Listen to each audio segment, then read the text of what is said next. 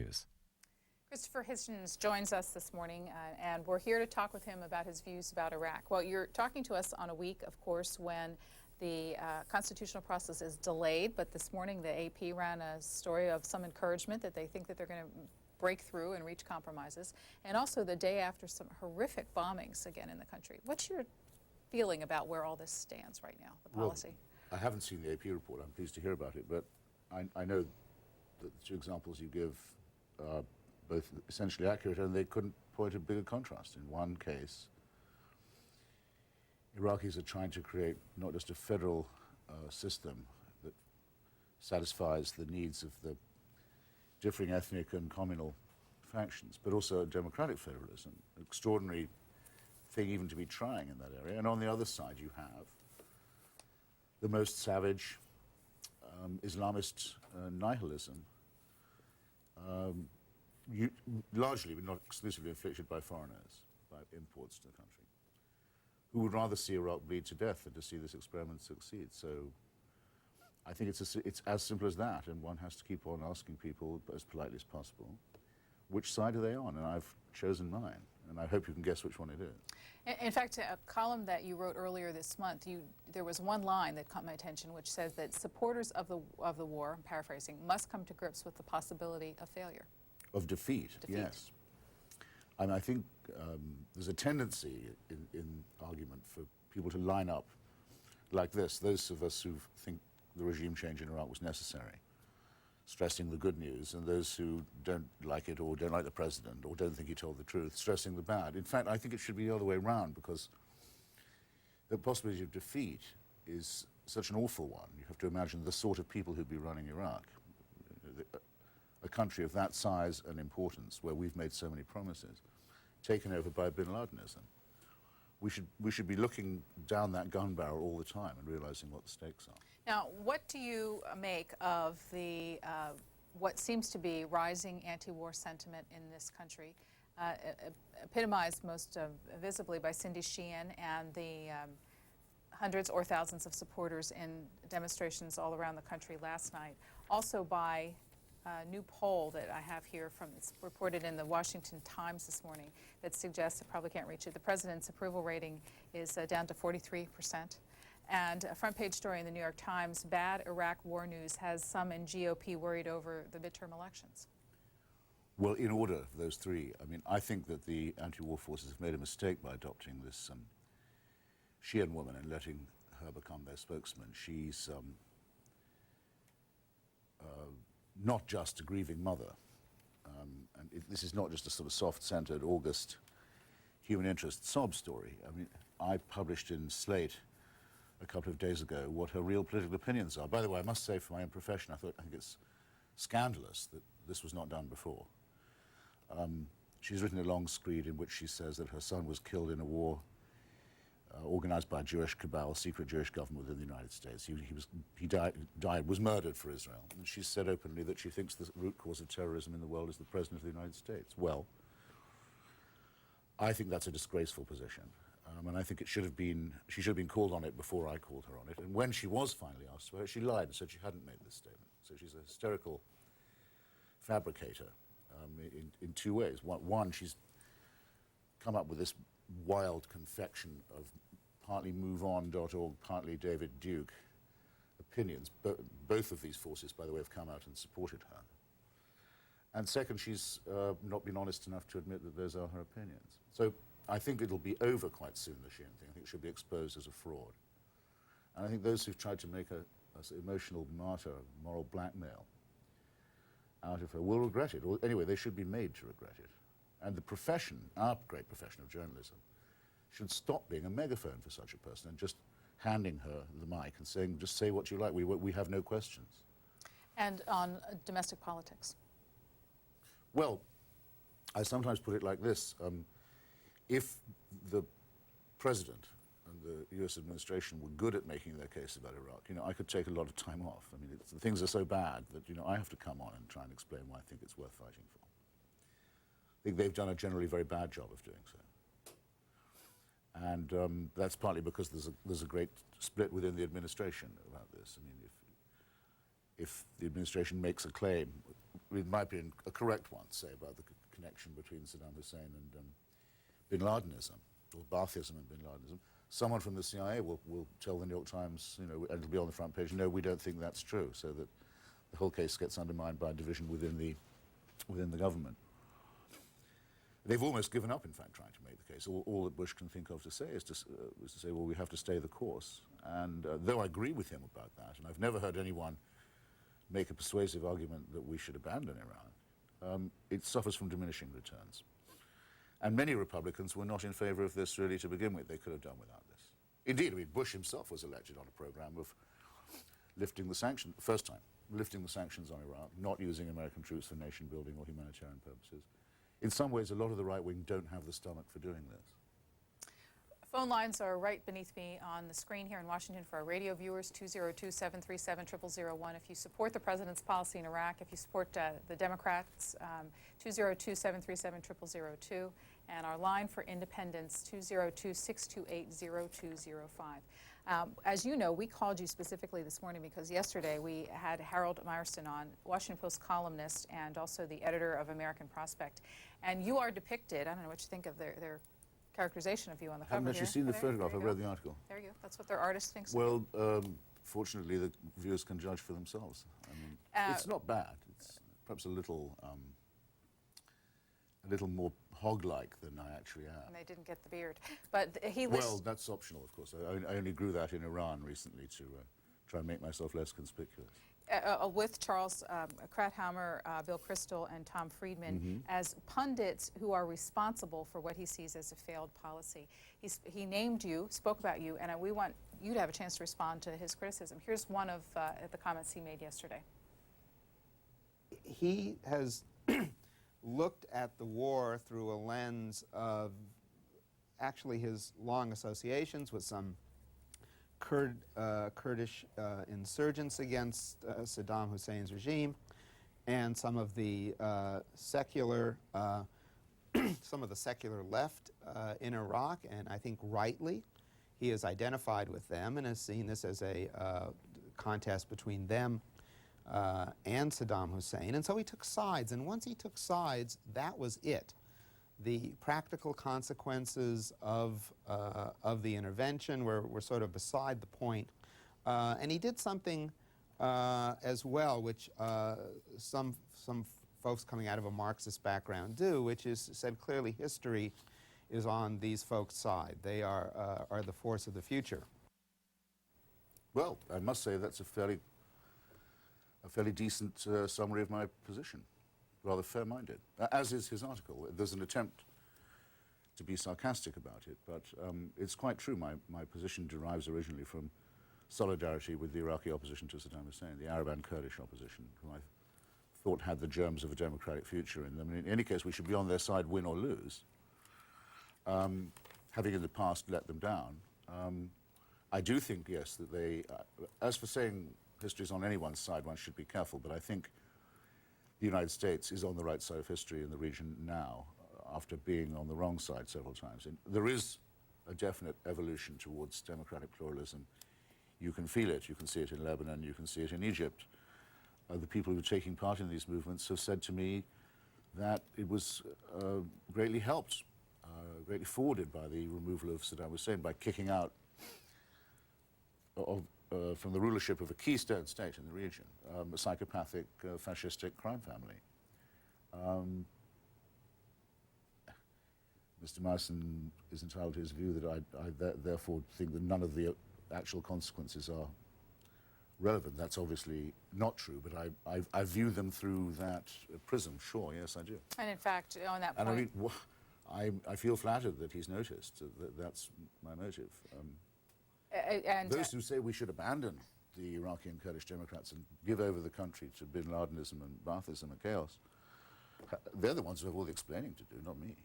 Meyerson writes of you and the others he names that they subordinated the facts on the ground to their own ideological preferences and those of their allies within the administration, and refused to hold the administration's conduct of the war and the occupation to the ideals that they themselves profess, or simply to the standard of common sense. abdicated their responsibilities as political intellectuals and more elementally as reliable empiricists.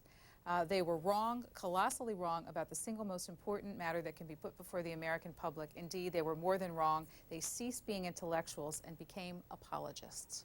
Well, that, with respect, that appears to contradict what I just saw him say on the screen about my views and my motives. And I don't know to what you're referring there. That is which is this most important decision? Or what facts on the ground have I ignored? Does he specify any such thing? I mean, I'd have to take... Abu Ghraib, Saddam Hussein, he lists those sort of things. That says here, things are in fact going well, the insurgency is dying, Abu Ghraib is not a scandal, Saddam Hussein did have ties to al-Qaeda, you just don't know it yet, and so on. Well, to take those in order, there's nothing minor about the Abu Ghraib scandal, but Abu Ghraib is a lot better off nonetheless than it was 3 years ago, when it was a concentration camp and a slaughterhouse. I think I will only argue seriously with someone who acknowledges that that is true. I think most people hadn't heard of Abu Ghraib until recently, There's an undoubted connection between Saddam and al-Qaeda, and it's now been made material and open for all to see. Mr. Zarqawi, the leader of the so-called insurgents, who's not even an Iraqi, names his group al-Qaeda in Mesopotamia, has sought and received bin Laden's blessing for this. Now, Mr. Zarqawi was in Iraq before this began, operating against my Kurdish comrades, among other things. And there was a very clear connection then between his group and the Saddam secret police. People who don't see this don't see it, but they shouldn't try and be sarcastic with me about it, because A, I know what I'm talking about, and B, I'm willing to look these facts in the face. The naive people are those who think that a confrontation in Iraq could have been avoided, that we could have just watched to see what might happen as Saddam went more and more crazy and as his lunatic sons either took power together or had a war between each other as to which of them it would be. That would have been lovely to watch. We'd have had to intervene later on much less advantageous terms. So, as I say, the naivety and self-deception comes from people who maintain still that Saddam Hussein was really no problem. One could not be more naive and deceptive than that. Let's get to some calls for you, beginning with Jacksonville, Florida. You're on the air. Yes, thank you for letting me on the air. Mr. Hitchens, I'm a fan of yours. Thank you. I got a subscription to Rolling Stone, and I tell you, if you ever left the magazine, I would cancel my subscription. So I've never written for Rolling Stone, but are you sure you've got the right person? Me, Vanity Fair. I'm sorry. Ah, that's much better. Okay, I'm very. Oh, nothing against Rolling Stone, but much better. Okay. Don't be shy. Don't be shy. Okay, I had two questions about articles that you wrote. One was about the Michael Moore movie, and one about the Ohio election. Okay, the first one about the Michael Moore movie is that when you wrote that article criticizing his movie, you went on a program, I think it was CNN, and you had a co-panelist, I think his name was Tormain. You know, he wrote for Rolling Stone magazine, that's who I was referring to. I don't know, he's an African-American, I can't remember his name. That's okay, let's get to the question though. Okay, but he had made a comment that the part of the movie that affected him the most was the part where a woman's home was destroyed by the American army, and that he cried. I wonder if he was aware that during the Civil War, President Lincoln and General Grant authorized that entire cities be burnt to the ground in the South. And I also wonder if somebody made a movie on the Civil War in which they showed the destruction that the Union Army caused in the South, but didn't show anything about slavery, if people like Spike Lee would not be offended by a movie like that, and I suspect they would be. Thank you very much.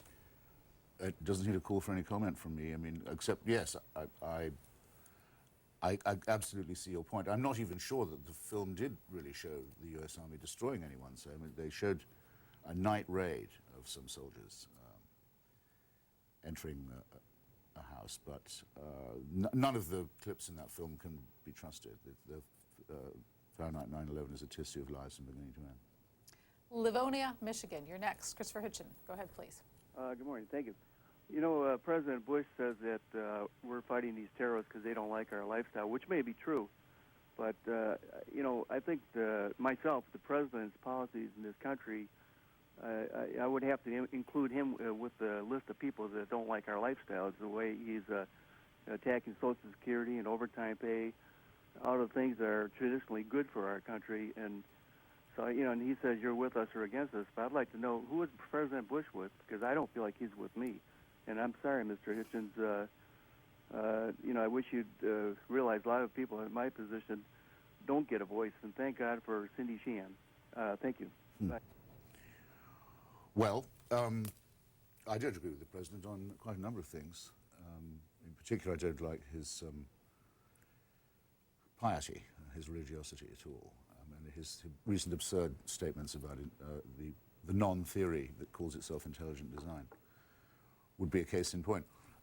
I don't think he said lifestyle, by the way, and I don't think that the forces of Al-Qaeda are interested particularly in overtime pay or social security either. What I think he meant to say was way of life or civilization, and on that point, the main point, he's right.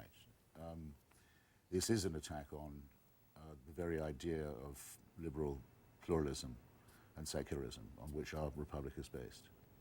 And it is a deadly enemy, and it's good to be able to know an enemy when you see one. Now, the president seems to get this point in a way that a lot of liberals do not. So until that question's cleared up, I don't think you're entitled to introduce any old distraction and say, well, just because of that, I don't agree with him on the war. You have to let me know what you think about the first case, which you didn't. Though I suppose I can guess, because if you fancy Miss Sheehan and her antics, I'm presuming that you sympathize with her in saying that this war is fought for Israel and is run by a secret Jewish cabal within the administration, and that the President of the United States is the most significant terrorist in the world. And if that is your view, you ought to have had the courage to say so. New Orleans, good morning. Good morning. Yes, I'm 100% against the war, and I don't agree with Mr. Hitchens' position at all. I think this war is totally 100% neo-colonialism. It's wasting billions of dollars that could be used for a lot of domestic purposes. And it's very, very funny that a lot of people say that we're fighting terrorism, but if you look outside the window, you don't see any other troops anywhere in the United States, anywhere near the United States. But if the Iraqis look out the window, if a lot of other people in different parts of the world look out the window, they have United States troops and planes, bombs, and ships surrounding their country. So who's really being threatened? I have never felt threatened by any terrorist, and particularly as an African American, I feel like this whole trumpeting of the idea of democracy is not legitimate, because under the guise of democracy in this particular country, we were made slaves for over 87 years of its particular existence, not to mention the colonial existence under the British Empire, and then the de facto factor of being disenfranchised for another 100 years under the whole name of democracy. If you ask most white people when this country became a democracy, they would say from the beginning.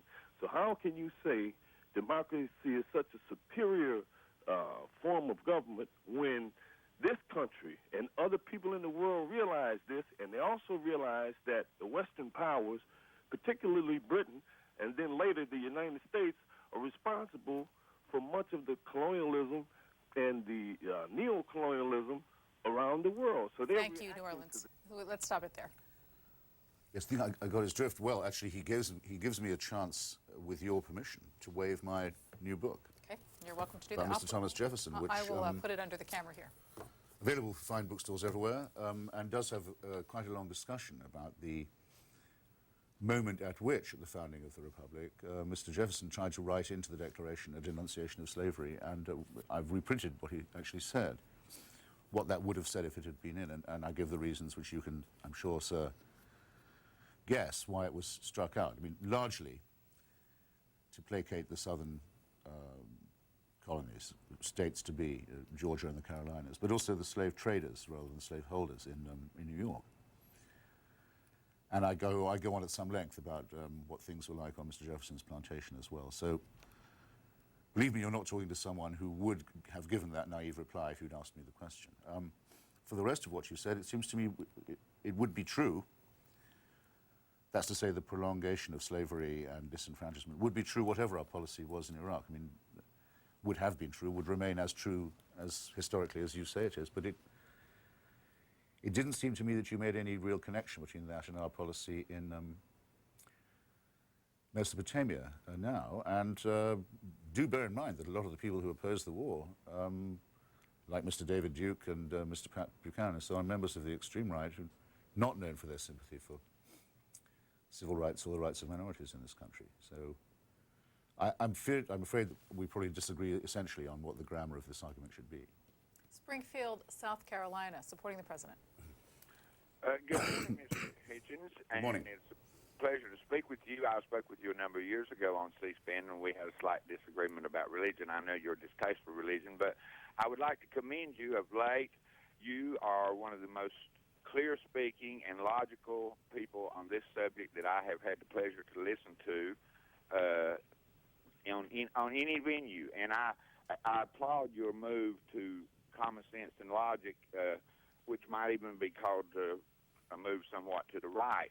But I'd like you also to address this point, and we've heard it by the man who just called, making what I refer to, and probably you've heard referred to before, as the dirty hands argument. And that is as follows. Because we, at some point in our past, have done something that was less than stellar, as all nations, of course, around the world have done, some much, much worse than we have done, that we are now not entitled to try to do the right thing in the cases where we can. For example, he was bringing up slavery. They make the argument, the liberals are so fond of making the argument that the fact that we at some point in the past made a mistake, or at some point in the past, as you yourself well illustrate with Henry Kissinger, do things that didn't make sense or maybe wasn't a good idea, that now we are forever damned and can never do something right. That's one point with the liberals. And the second point is, could you also address the way the liberals can't have a reasoned, logical discussion about this, as you are trying to do, but carry it to such extremes of where our presidents compared to Nazis, and you hear imperialism thrown around, when in fact, if we were in fact the Nazis, or we were Imperial Rome, or even British Empire, as you well know, we would never leave a country once we conquered it or taken it over. In fact, we'd now occupy most of Europe. We'd occupy most of Japan. Thanks, Springfield. I'm going to jump in. We understand the point. No, fair enough. I mean, I did write a book about Henry Kissinger and his foreign policy career, if you can call it that, that says that he should be charged, and if charged, would be convicted of war crimes and crimes against humanity. And I could probably tell quite a number of liberals and people on the left things that they don't know about crimes committed by the United States in the past, which would include Kissinger's betrayal of the Kurds, who he supported as the rope supports the hanging man in the 1970s, promised them support, made them risk their lives in an uprising against Saddam Hussein, and cut them off abruptly without telling him he was going to, leaving them to die on the hillsides. One would also have to include the period when Mr. Rumsfeld was going to Iraq and shaking Saddam Hussein's hand, ostensibly because we preferred him to the Ayatollah Khomeini, which there might have been a case for doing, but after that war with Iran was over, continuing to give him the sinews of war and letting him use them for genocidal purposes within the borders of Iraq itself. So it seems to me that these past crimes and blunders redouble our responsibility, and redouble our responsibility to put that right, and to accept our responsibility to the people of Iraq and to the country, not try and dodge that, and so to speak, make good on it this time. It would be, my case would in fact, if you like, therefore be weaker if it wasn't true that our policy in the past has been so ill-founded and misjudged. I'm sorry, I've just remembered something that the gentleman before you said, the gentleman from New Orleans, I think. He said, I wrote it down, he said, I've never been threatened by any terrorist. I don't know, I can't quite think what he means by that. Does he mean New Orleans hasn't been hit yet? I live a long way from New York and Washington, so it doesn't affect me. I don't know, I wish I had him back on the line now, but I hope that it was noticed by others that that's what he said. That seems to be a very parochial and provincial and narrow view of the matter to me. Just because he hasn't been hurt by it does not mean it's not a problem. Detroit, good morning. Yes. First of all, I'd like to say that Mr. Hitchens because you are such a talented and intelligent individual, I believe that you are amongst the most vile of propagandists for this and apologists for this Bush administration, because I somehow get the feeling that you know that a lot of what you're saying is very much a lie. I believe, as someone who has followed the war from the very beginning, that you know that there was absolutely no need to rush into this war simply because of the sanctions that we had placed on Saddam Hussein, the no-fly zones that we had on him, and the weapons inspections regime that we had on this man. People can say that he kicked them out, but he let them back in, and Bush pulled them out. I believe that you know that much of what you're saying is, in fact, confusing the American people, the right-wing base of the Bush crowd. You, as a human being, abandoned your family, just like Rush Limbaugh is a drug addict. You are one of those vilest of Republican right-wing scumbags who simply does not serve this country well. Well, I'm going to stop you right there as it gets ad hominem. Well, no, ad hominem would mean that what he was saying about me, even if personal, was true, which it's not. Well, the language at the end was... But it was no.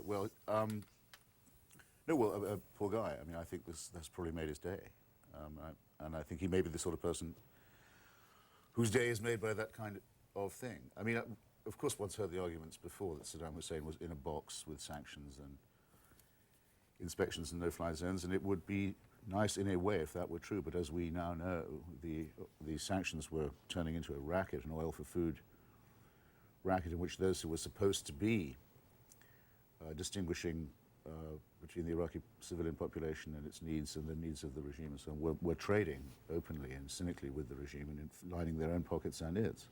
It was an oil for palaces program and an oil for corruption program.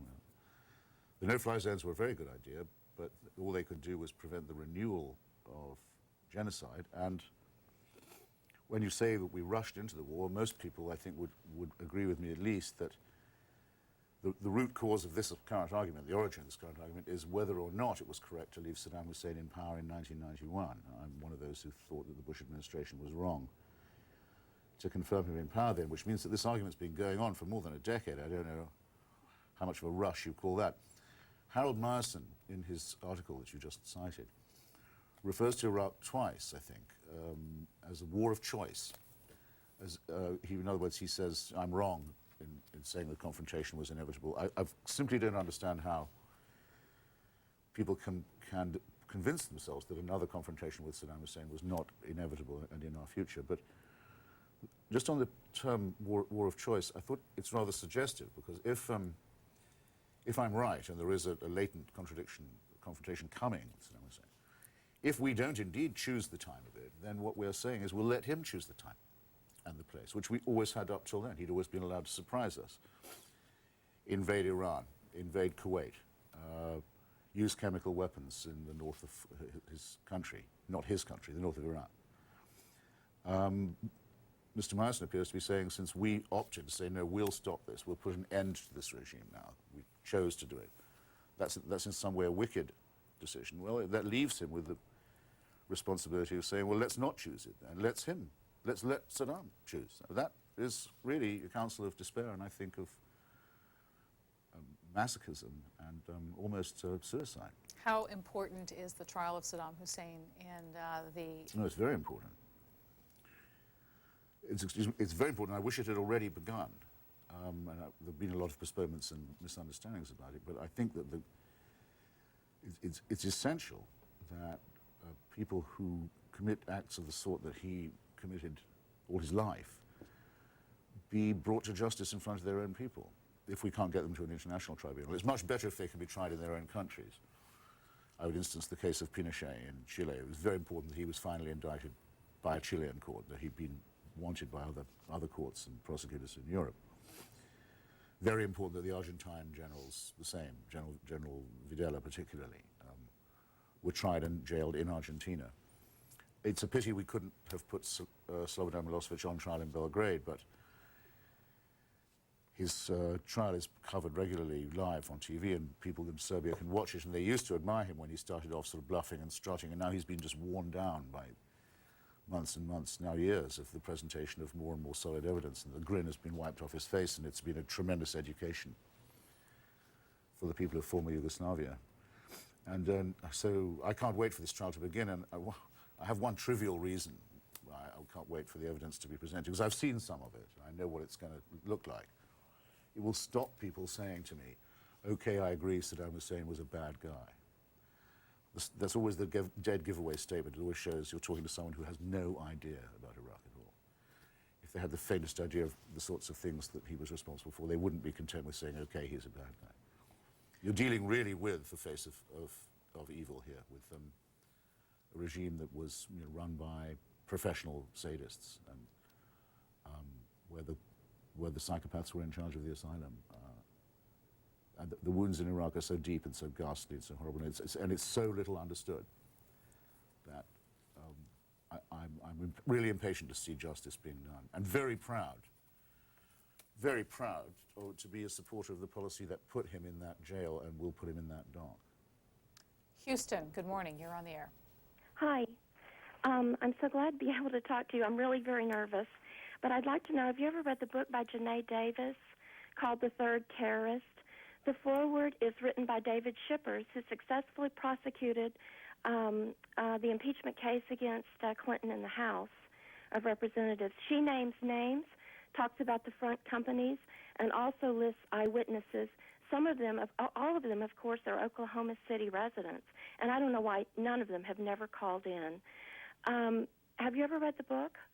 No, and I didn't know till you just made it clear that what the book was about. It's about Mr. McVeigh. You are absolutely correct about Saddam Hussein. According to this book, you need to read it, Mr. Hitchens. It will make you more resolved about your opinions today.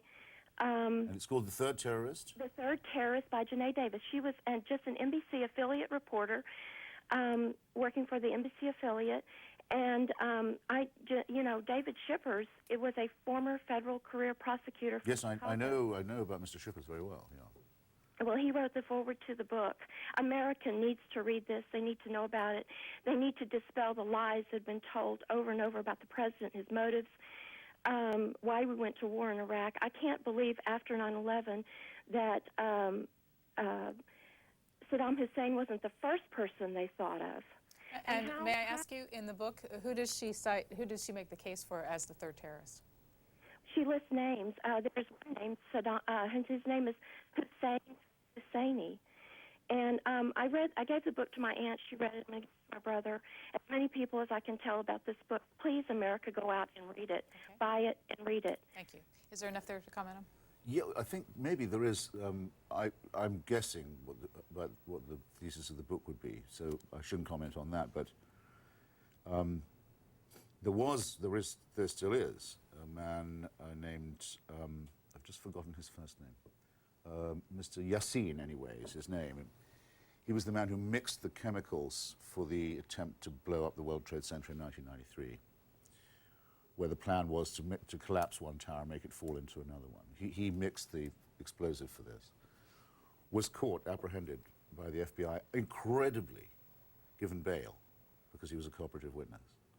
After admitting to having done this, skipped straight to Iraq, which is a country it's not that easy to get into, by the way, or out of. That wasn't at that point. You can't just go. But was let in and was sheltered by Saddam Hussein ever afterwards. The most wanted man in the World Trade Center case, and you still hear people saying there's no connection between Saddam and the Muslim jihadist terrorists. I mean, in the face of the plain evidence that it was a very warm and tender relationship. Mr. Yassin is still at large, by the way. It was thought he might be captured during the intervention, but he just got away. Well, he's still got a big price on his head. Torrance, California. Good morning. Good morning. I have a question and an answer. The question is, why is the USA losing the PR battle against a murderous psychopathic lunatic who lives in a cave? And my answer has to do with the fact that we humans think in terms of metaphors or frames.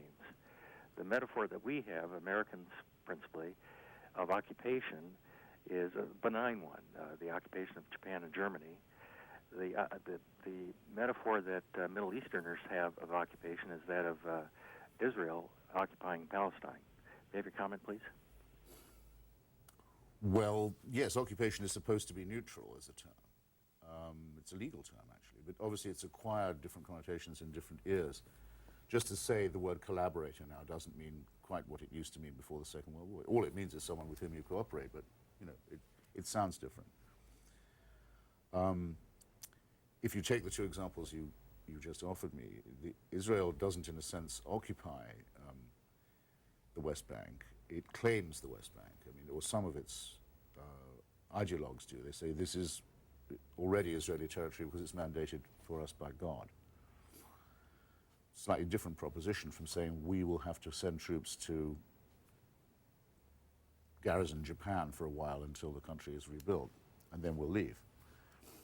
I think technically now our presence in Iraq is not defined any longer by the UN or any other international body as an occupation, because it's given way to a democratically elected constitutional government which has pro tem invited the United States to, and Britain, other members of the coalition, to keep their forces there. So they're there, in theory, but at the request of the Iraqi government.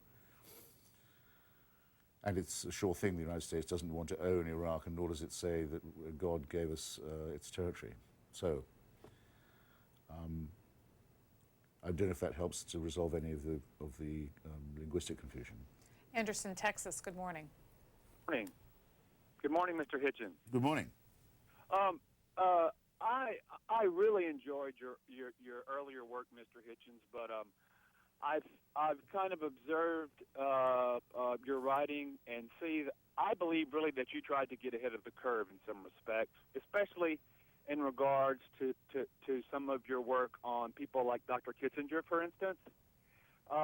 And you know, you're kind of affiliated now with the group of what we might refer to as odd fellows for yourself. You know, many of the former Nixon team, for instance, Rumsfeld, et cetera.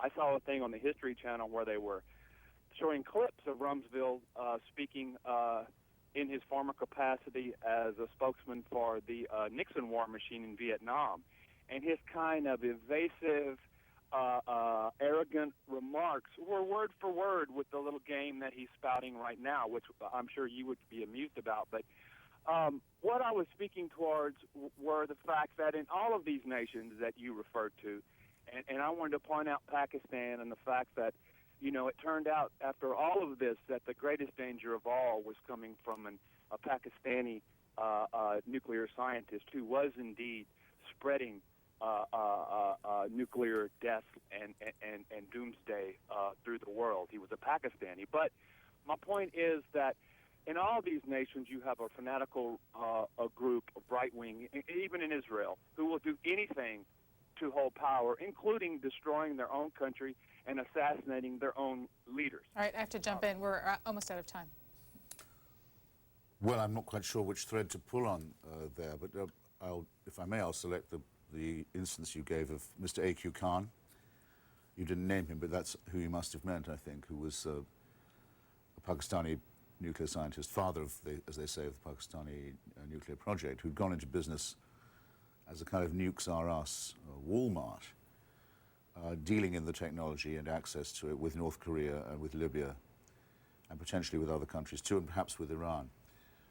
I would just want to point out to you, sir, and to anyone else who's watching, that we only know about Mr. A.Q. Khan for this reason.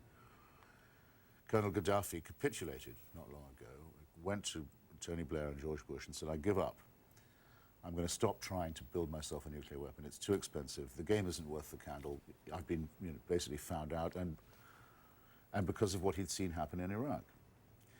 And all the fissile material, or attempts to shape it, all the extraordinary arsenal that was disclosed by him underground facilities in the Libyan desert, is now under lock and key in Oak Ridge, Tennessee, which I hope you'll agree is a better place for it to be. Now, that's a huge step forward for anti-nuclear proliferation policy.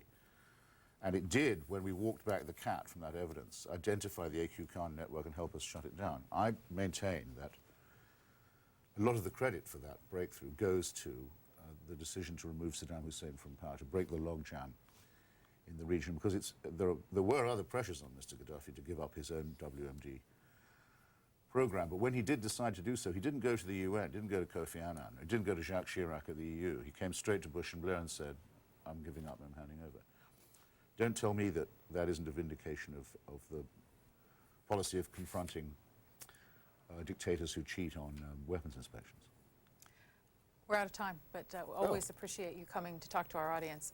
Christopher Hitchens, as we've said, writes for Vanity Fair, and he also posts a blog on slate.com, but you can find out where to find him on his own website, hitchensweb.com. And we'll remind you again that he has a book on a very different subject, the biography of Thomas Jefferson. It's part of the Eminent Lives series of Atlas Books, HarperCollins, and it is widely available in a bookstore of your choice. Thanks for being here this morning. Thanks so much for having me. Appreciate it. Thanks. Last segment of the morning is on a very different topic, and that is on the rising use of methamphetamine in the United States. This afternoon at 3 o'clock, we're going to show you a congressional hearing that has to do with this. We're going to show you a little bit of that in the break, and when we come back, Larry Naik, who is the Executive Director of the National Association of Counties, which has been very involved in the collection of data and formulation of policy on the use of meth in the U.S., will be here to talk to you about it. This is actually the 9th hearing focusing on